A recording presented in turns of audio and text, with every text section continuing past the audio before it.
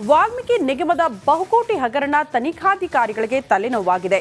ಅಭಿವೃದ್ಧಿಗೆ ಇಟ್ಟಿದ್ದ ಕೋಟ್ಯಾಂತರ ರೂಪಾಯಿ ಹಣ ಯಾರ್ಯಾರ ಜೇಬು ಸೇರಿದೆ, ಹೇಗೆಲ್ಲ ಹಣ ವರ್ಗಾವಣೆ ಅನ್ನೋದೇ ಎಸ್ಐಟಿಗೆ ಟೆನ್ಷನ್ ಹೆಚ್ಚು ಮಾಡಿದೆ. ಈ ಕುರಿತ ಒಂದು ವರದಿ ಇಲ್ಲಿದೆ ನೋಡಿ.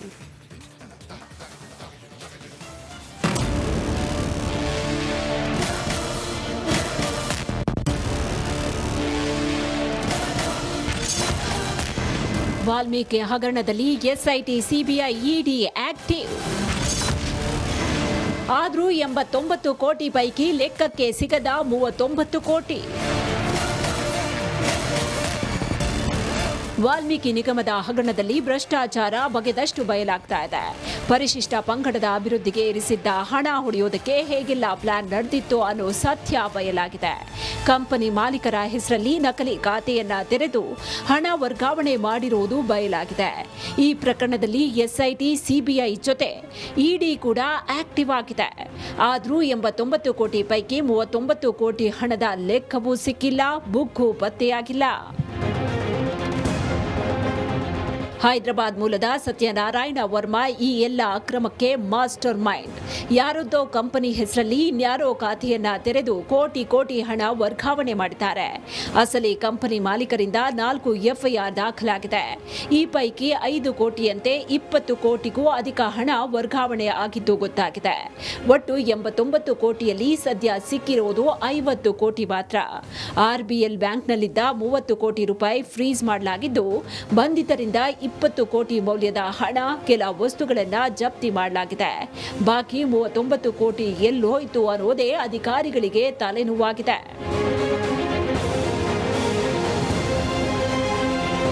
ಮತ್ತೊಂದು ಕಡೆ ಬಾರ್, ಚಿನ್ನದ ಅಂಗಡಿಗಳಿಗೆ ವರ್ಗಾವಣೆಯಾಗಿದ್ದ 10 ಕೋಟಿ ಹಣವನ್ನ ಅಧಿಕಾರಿಗಳು ವಶಕ್ಕೆ ಪಡೆದಿದ್ದಾರೆ.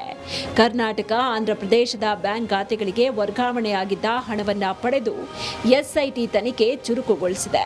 ಇನ್ನು ಹವಾಲಾ, ಕ್ರಿಪ್ಟೋ ಕರೆನ್ಸಿ, ರಿಯಲ್ ಎಸ್ಟೇಟ್ ಹೀಗೆ ಬೇರೆಡೆಗೆ 39 ಕೋಟಿ ವರ್ಗಾವಣೆಯಾಗಿರುವ ಶಂಕೆ ಇದೆ.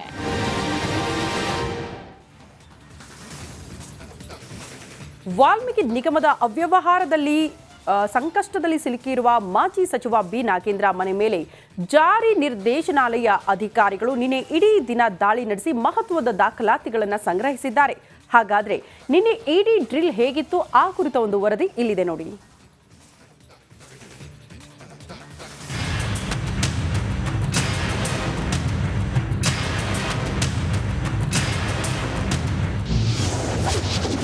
ಮಾಜಿ ಸಚಿವರ ಪಿಎ, ಮಾಧ್ಯಮ ಸಲಹೆಗಾರರಿಗೆ ಡ್ರಿಲ್.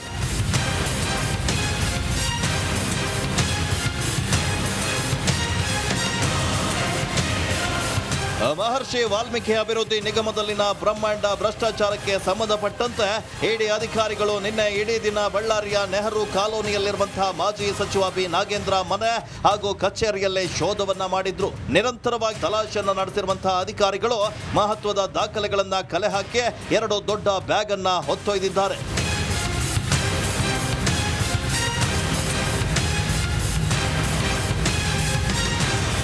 ದಾಳಿ ವೇಳೆ ನಾಗೇಂದ್ರ ಆಪ್ತ ಸಹಾಯಕ ಚೇತನ್ರನ್ನ ತೀವ್ರ ವಿಚಾರಣೆಗೆ ಒಳಪಡಿಸಿದಂತಹ ಅಧಿಕಾರಿಗಳು ಮನೆಯಲ್ಲಿದ್ದ ದಾಖಲೆಗಳು, ಕಂಪ್ಯೂಟರ್ನಲ್ಲಿದ್ದ ದಾಖಲೆಯನ್ನ ಪರಿಶೀಲನೆ ನಡೆಸಿದ್ರು. ಅಷ್ಟೇ ಅಲ್ಲದೆ ಕಚೇರಿಯಲ್ಲಿದ್ದ ಸಿಸಿ ಕ್ಯಾಮೆರಾಗಳ ಫುಟೇಜ್ಗಳನ್ನ ಪರಿಶೀಲನೆ ನಡೆಸಿ ಹಾರ್ಡ್ ಡಿಸ್ಕ್ ವಶ ಪಡ್ಕೊಂಡಿದ್ದಾರೆ. ಏನೋ ನಾಗೇಂದ್ರ ಆಸ್ತಿ ವಿವರವನ್ನ ಪಡೆದು ಹೊಸದಾಗಿ ಖರೀದಿ ಮಾಡಿದ ಮನೆ, ಜಮೀನು, ಕಾರಿನ ದಾಖಲೆಗಳನ್ನ ವಶಕ್ಕೆ ಪಡೆದಿದ್ದಾರೆ.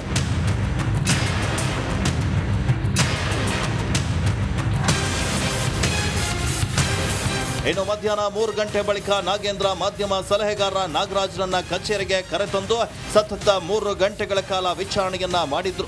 ಇನ್ನು ಹೈದರಾಬಾದ್ನಿಂದ ಬಳ್ಳಾರಿಗೆ ಸುಮಾರು 20 ಕೋಟಿ ಹಣ ನಾಗೇಂದ್ರನ ಆಪ್ತರ ಅಕೌಂಟ್ಗಳಿಗೆ ಬಂದಿದೆ ಎನ್ನುವಂತಹ ಶಂಕೆ ಇದೆ. ಜೊತೆಗೆ ಈ ಹಣ ಬಂಗಾರದಂಗಡಿ ಮಾಲೀಕರಿಗೆ, ಮದ್ಯದಂಗಡಿ ಮಾಲೀಕರ ಅಕೌಂಟ್ಗೆ ಹಾಕಲಾಗಿದೆ ಎನ್ನಲಾಗ್ತಾ ಇದೆ. ಹೀಗಾಗಿ ಎಲ್ಲ ಆಯಾಮದಲ್ಲಿ ಇಡಿ ಅಧಿಕಾರಿಗಳು ತೀವ್ರ ರೀತಿಯಲ್ಲಿ ತನಿಖೆಯನ್ನ ನಡೆಸ್ತಾ ಇದ್ದಾರೆ. ಒಟ್ಟಲ್ಲಿ ನಿನ್ನೆ ಇಡೀ ದಿನ ತನಿಖೆಯನ್ನ ನಡೆಸಿರುವಂತಹ ಅಧಿಕಾರಿಗಳು ನಾಗೇಂದ್ರ ಕಂಪ್ಯೂಟರ್ನಲ್ಲಿದ್ದ ಮಾಹಿತಿ, ಒಂದು hard disk, CCTV hard disk, Nagendra ಆಸ್ತಿಗೆ ಸಂಬಂಧಿಸಿದ ದಾಖಲೆಗಳನ್ನ 2 ಬ್ಯಾಗ್ನಲ್ಲಿ ಹೊತ್ತೊಯ್ದಿದ್ದಾರೆ. ರೇಣುಕಾರಾಧ್ಯ, ರಿಪಬ್ಲಿಕ್ ಕನ್ನಡ, ಬಳ್ಳಾರಿ.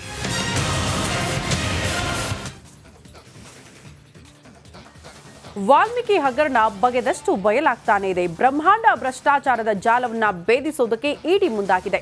ಈ ನಡುವೆ ರಿಮಾಂಡ್ ಕಾಪಿಯಲ್ಲಿರುವ 94 ಕೋಟಿ ಹಣದ ಸ್ಫೋಟಕ ಸತ್ಯ ಇಲ್ಲಿದೆ ನೋಡಿ.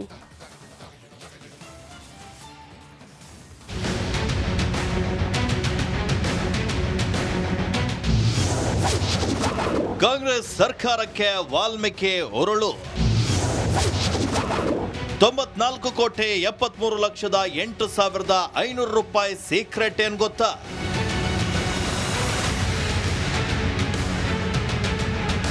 ವಾಲ್ಮೀಕಿ ನಿಗಮದಲ್ಲೇ 106 ಕೋಟಿ ರೂಪಾಯಿ ಹಗರಣದ ತನಿಖೆಗೆ ಮೇಜರ್ ಟ್ವಿಸ್ಟ್ ಸಿಕ್ಕಿದೆ. ರಾಜ್ಯಾದ್ಯಂತ ಇಡಿ ಅಧಿಕಾರಿಗಳು ದಾಳಿ ಮಾಡಿದ್ದು ಆರೋಪಿಗಳಿಗೆ ಬಿಗ್ ಶಾಕ್ ಅನ್ನ ಕೊಟ್ಟಿದ್ದಾರೆ.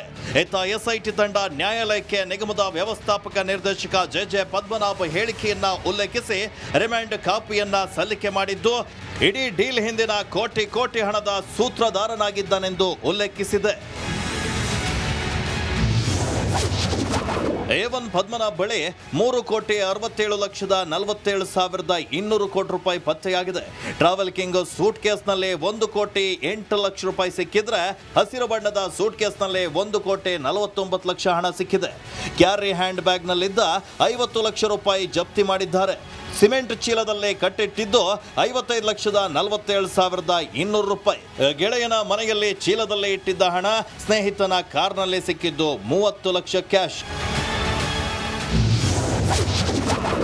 ಇನ್ನು 187 ಕೋಟಿ ಎಲ್ಲೆಲ್ಲಿ ಕೈ ಹಂಚಿದ್ದಾರೆ ಎಂಬುದನ್ನು ನೋಡೋದಾದ್ರೆ 2024ರ ಮಾರ್ಚ್ ಮೊದಲ ವಾರದಲ್ಲಿ ಕೆಲಸ ಶುರುವಾಗುತ್ತೆ. ಮೌರ್ಯ ಹೋಟೆಲ್ ಜಂಕ್ಷನ್ ಬಳಿ ಪಾರ್ಕ್ ಇದೆ. ಆ ಪಾರ್ಕ್ ಬಳಿ ಪದ್ಮನಾಭ್ಗೆ ಹಣ ಕೊಟ್ಟ ಆರೋಪಿಗಳು ಅಂದು ಪದ್ಮನಾಭ್ ಕೈ ಸೇರಿದ್ದು ಬರೋಬ್ಬರಿ 90 ಲಕ್ಷ. ಹಣ ಕೊಟ್ಟ ನೆಕ್ಕುಂಟೆ ನಾಗರಾಜ್, ನಾಗೇಶ್ವರ ರಾವ್, ಸತ್ಯನಾರಾಯಣ್, ಮಾಜಿ ಸಚಿವ ನಾಗೇಂದ್ರ PA ಕೈ ಸೇರಿತ್ತು ಲಕ್ಷ ಹಣ. ಸತ್ಯನಾರಾಯಣ್ ವರ್ಮನಿಂದ ಹಣ ಸಂದಾಯವಾಗುತ್ತೆ. PA ಹರೀಶ್ಗೆ 25 ಲಕ್ಷ ಹಣ ಸಂದಾಯ ಮಾಡಿದ್ದಂತಹ ವರ್ಮ 2 ಬ್ಯಾಗ್ನಲ್ಲಿ ಹಣವನ್ನ ಸ್ವೀಕರಿಸಿದ್ರು ನಾಗೇಂದ್ರ PA ಹರೀಶ್. ಬಸನಗೌಡ ದದ್ದಲ PA ಪಂಪಣ್ಣಗೆ 2 ಬಾರಿ ಸಿಕ್ಕಿತ್ತು ಹಣ. 1 ಬಾರಿ 5 ಲಕ್ಷ ಪಡೆದುಕೊಂಡಿದ್ದ ಪಂಪಣ್ಣ ಇನ್ನೊಂದು ಬಾರಿ ಬರೋಬ್ಬರಿ 50 ಲಕ್ಷ ಹಣವನ್ನ ಸಂದಾಯ ಮಾಡಿಕೊಂಡ್ರು. ಶೇಷಾದ್ರಿಪುರಂನ ಸ್ಲಂ ಬೋರ್ಡ್ ಬಳಿ ಈ ಹಣ ಸಂದಾಯವಾಗಿದ್ದು ಸತ್ಯನಾರಾಯಣ್ ಕಳಿಸಿದ್ದ ಈ ಹಣವನ್ನ ಸ್ವೀಕಾರ ಮಾಡಿದ್ರು ಪಂಪಣ್ಣ.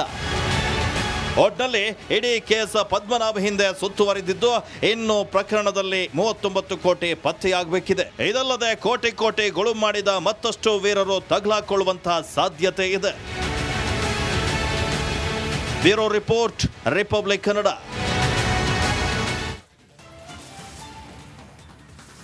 ವಾಲ್ಮೀಕಿ ನಿಗಮದ ಹಗರಣ ಸಂಬಂಧ ಪೊಲೀಸರು ಕೋರ್ಟ್ಗೆ ಸಲ್ಲಿಸಿರುವ ರಿಮಾಂಡ್ ಕಾಪಿ ರಿಪಬ್ಲಿಕ್ ಕನ್ನಡಗೆ ಲಭ್ಯವಾಗಿದೆ. ಹುಜೂರು ಖಾತೆಯಿಂದ ಹಣ ವರ್ಗಾವಣೆ ಆಗಿರುವುದು ರಿಮಾಂಡ್ ಕಾಪಿಯಲ್ಲಿ ಉಲ್ಲೇಖ ಕೂಡ ಆಗಿದೆ. ಈ ಕುರಿತ ಒಂದು ರಿಪೋರ್ಟ್ ಇಲ್ಲಿದೆ ನೋಡಿ.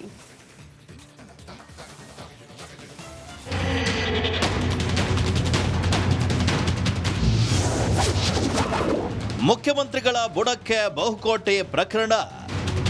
ವಾಲ್ಮೀಕಿ ನಿಗಮದ ಬಹುಕೋಟಿ ಹಗರಣದ ಉರುಳು ಸಿಎಂ ಸಿದ್ದರಾಮಯ್ಯಗೆ ಮತ್ತಷ್ಟು ಸುತ್ತಿಕೊಳ್ಳುವಂತಹ ಸಾಧ್ಯತೆ ಇದೆ. ಬ್ರಹ್ಮಾಂಡ ಭ್ರಷ್ಟಾಚಾರದ ಬಗ್ಗೆ ಎಸ್ಐಟಿ ವಿಚಾರಣೆ ವೇಳೆ ಬಾಯ್ಬಿಟ್ಟ ವಿಚಾರವನ್ನ ರಿಮಾಂಡ್ ಕಾಪಿಯಲ್ಲೇ ಉಲ್ಲೇಖಿಸಲಾಗಿದೆ. ನಿಗಮದ 2 ಅಕೌಂಟ್ನಲ್ಲಿದ್ದ ಹಣವನ್ನ ಹೇಗೆಲ್ಲ ವರ್ಗಾವಣೆ ಮಾಡಿದ್ದಾರೆಂದು ತಿಳಿಸಿದ್ದಾರೆ. ರಿಮಾಂಡ್ ಕಾಪಿಯಲ್ಲಿ ಏನಿದೆ?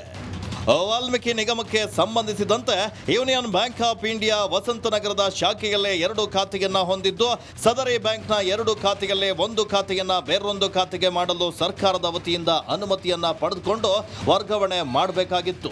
ಆದರೆ ನಿಗಮದ ವ್ಯವಸ್ಥಾಪಕ ನಿರ್ದೇಶಕರು ಮೇಲಧಿಕಾರಿಗಳಿಂದ ಅನುಮತಿಯನ್ನ ಪಡೆಯದೆ ಆರೋಪಿಗಳ ಸೂಚನೆಯಂತೆ bank of India MG road ಶಾಖೆಗೆ 187 ಕೋಟಿ ರೂಪಾಯಿ ಹಣವನ್ನ ಬೇರೆ ಬ್ಯಾಂಕಿನ ಖಾತೆಯಿಂದ ಹಾಗೂ ಟ್ರೆಜರಿ 2ರಿಂದ ವರ್ಗಾವಣೆಯಾಗಿರುತ್ತೆ. ಈ ದಾಖಲೆಗಳು ಕೇಸ್ ಬಗ್ಗೆ ಹಲವು ಅನುಮಾನ ಹಾಗೂ ಪ್ರಶ್ನೆಗಳನ್ನ ಹುಟ್ಟಾಕಿದೆ. ಎಷ್ಟು ದೊಡ್ಡ ಮೊತ್ತದ ವರ್ಗಾವಣೆ ಹಣಕಾಸು ಸಚಿವರು ಹಾಗೂ ಸಂಪುಟ ಸದಸ್ಯರ ಗಮನಕ್ಕಿಲ್ಲದೆ ಆಗಿದೆಯಾ? ಹಾಗಿದ್ರೆ ಸಿಎಂ ಸಿದ್ದರಾಮಯ್ಯ ಈ ಹಗರಣದ ಪಾಲುದಾರರೇ? ಹಣಕಾಸು ಸಚಿವರ ಅನುಮತಿ ಇಲ್ಲದೆ ಹುಜೂರ್ ಖಾತೆ ಹಣ ವರ್ಗಾವಣೆ ಮಾಡಲು ಸಾಧ್ಯವೇ? ಹಣ ವರ್ಗಾವಣೆಗೆ ಸಿದ್ದರಾಮಯ್ಯನವರ ಅನುಮತಿ ಇತ್ತೆ? ಖಾತೆಯಲ್ಲಿರುವಂತಹ ಹಣ ವರ್ಗಾವಣೆ ಮಾಹಿತಿ ಇಲ್ಲದಷ್ಟು ದಡ್ಡರಾದ್ರ ಸಿದ್ದರಾಮಯ್ಯ? ಈ ಎಲ್ಲ ಪ್ರಶ್ನೆಗಳಿಗೆ ಹಣಕಾಸು ಖಾತೆಯನ್ನ ನೋಡ್ಕೊಳ್ತಿರುವಂತಹ ಸ್ವಯಂ ಸಿಎಂ ಸಿದ್ದರಾಮಯ್ಯರೇ ಉತ್ತರಿಸಬೇಕಿದೆ. ಇನ್ನು ಪ್ರಕರಣದಲ್ಲಿ ಹಣವನ್ನ ಸಿಮೆಂಟ್ ಚೀಲ, ಕೈ ಚೀಲ, ಸೂಟ್ ಕೇಸ್, ಕಾರ್ನಲ್ಲಿ ಹಣವನ್ನ ಪತ್ತೆ ಸಾಗಾಟ ಮಾಡಲಾಗಿದೆ ಅಂತ ರಿಮಾಂಡ್ ಕಾಪಿಯಲ್ಲೇ ಉಲ್ಲೇಖಿಸಲಾಗಿದೆ.